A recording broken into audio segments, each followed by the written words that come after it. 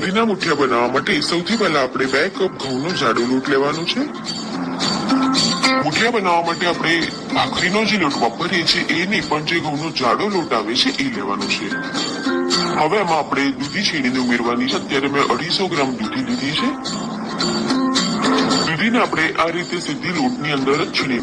તો સૌથી પહેલા મીઠું ઉમેરી દઈશું સ્વાદ પ્રમાણેનું, અને બધા મસાલા આપણે આ રીતે દૂધીની ઉપર નાખવાના, જેથી દૂધી કાળી ના પડે।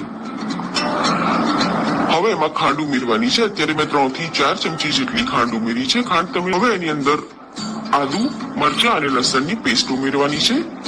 મેં 2.5 ચમચી જેટલી પેસ્ટ ઉમેરી છે। એકદમ થોડો ગરમ મસાલો ઉમેરવાનો છે, અને 1/2 ચમચી જેટલું આપણે એની અંદર આખો અજમો ઉમેરીશું। હળદર ઉમેરી દઈશું। હળદર પણ આપણે થોડી ઓછી ક્વોન્ટિટીમાં ઉમેરવાની છે। હવે એમાં આપણે લાલ મરચું ઉમેરી દઈશું। લાલ મરચું અત્યારે મેં ફક્ત કલર માટે ઉમેર્યું છે, એટલે કાશ્મીરી લાલ મરચું લીધું છે 1 ચમચી।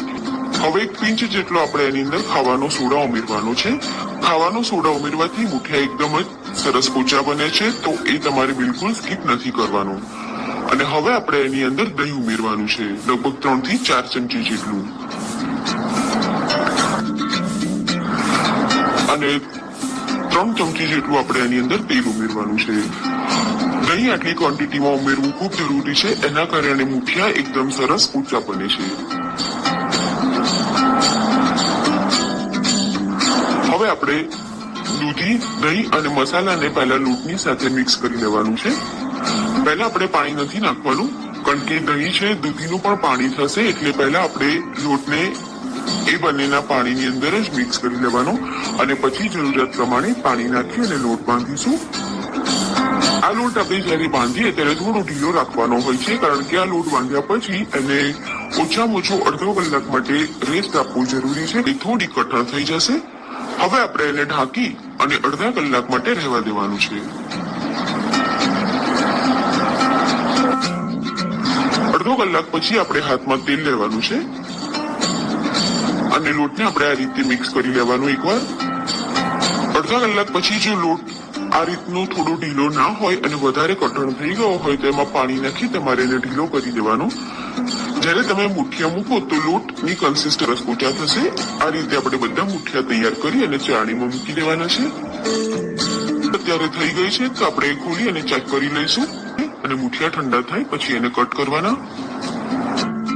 મુઠિયા વઘારવા માટે અત્યારે મેં 3 ટેબલસ્પૂન જેટલું તેલ ગરમ કરવા મૂક્યું છે।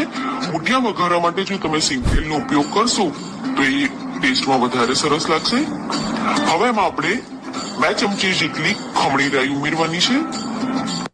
રાઈ બરાબર ફૂટે એટલે એની અંદર આપણે 1/2 ચમચી જેટલી હિંગ ઉમેરવાની છે। મુઠિયા વઘારતી વખતે હિંગનું પ્રમાણ થોડું વધારે લેવું, અને 2 ટીસ્પૂન જેટલા આપણે તલ ઉમેરવાના છે। જો તમારી પાસે હવે આપણે મુઠિયા ઉમેરી દેવાના છે। મુઠિયાને તમારે ઠંડા થયા પછી જ કટ કરવાના, તો આ રીતે એકદમ સરસ એ કટ થશે। જો તમે ગરમ ગરમ એને કટ કરવા જશો તો એનો ભૂકો થઈ જશે। બરાબર મિક્સ કરી લેવાનું છે।